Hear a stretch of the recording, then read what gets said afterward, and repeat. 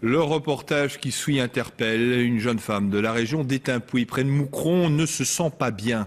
Elle appelle un médecin et celui-ci, plutôt que de soigner cette jeune femme, envoie sa compagne qui n'est pas médecin et qui va procéder à des piqûres en niant la plus élémentaire hygiène. Reportage Alexandre Mittea. Noémie ne se remet toujours pas de sa soirée de mardi passé. Prise de douleur au dos, elle appelle un médecin, le docteur Philippe Mullier. Mais le médecin est fatigué. Alors, c'est sa compagne, Ingrid, qui prend le téléphone. Elle m'a demandé d'expliquer ce que j'avais, j'ai expliqué. Et sur ça, elle m'a dit qu'elle passerait chez moi dans 1 heure. Une fois le téléphone raccroché, le médecin rédige des ordonnances à l'avance et se rend au domicile de la patiente. Mais il reste dans la voiture, c'est sa compagne qui va jouer au docteur. Inquiétant, le docteur trouve que non, pour lui, sa présence n'était pas requise. Le diagnostic, je veux dire, avait été fait au téléphone, donc une dame, je veux dire, enceinte qui se plaint, je veux dire, dans le bas du dos. Bon, ben, je vais dire, sur place, je vais dire, je pouvais rien faire de mieux que d'entendre et de poser le même acte technique. Ingrid se présente donc chez Noémie. Sans le moindre diplôme de médecine, elle commence à l'examiner.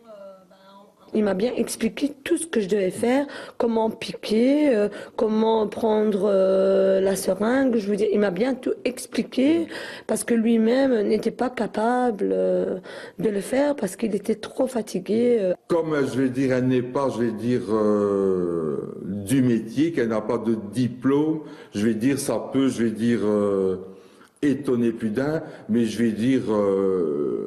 moi, c'est mon amie, bon, je vais dire, on s'aime et je sais très bien, je vais dire qu'elle fait correctement son travail. Donc je suis restée auprès de cette patiente, je lui ai même proposé une cigarette pour veiller à ce que l'acte que j'ai fait soit bon, je veux dire.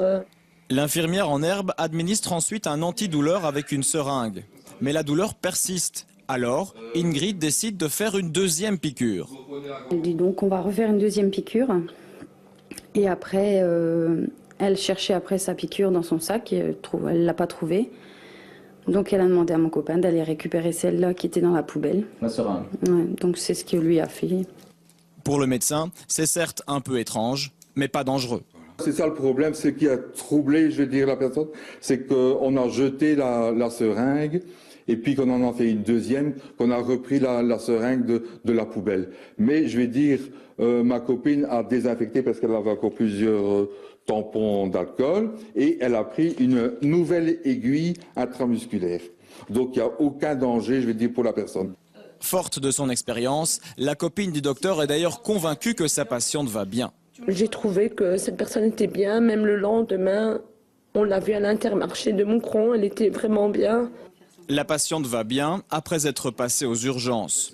Quant au médecin, il exerce toujours. Une enquête judiciaire est ouverte, mais l'ordre des médecins attend de recevoir une plainte avant d'agir. L'ordre des médecins que nous avons contacté n'a pas souhaité, réagir, prétextant de ne pas avoir été saisi du dossier. Si une procédure est lancée, elle risque, d'être longue. Le formateur Elio-Di Rupo a repris aujourd'hui ses consultations à un retour après une semaine de convalescence afin de se remettre d'une opération aux cordes vocales, une opération délicate, on va l'entendre. Reportage Benoît Remy, Caroline Hic.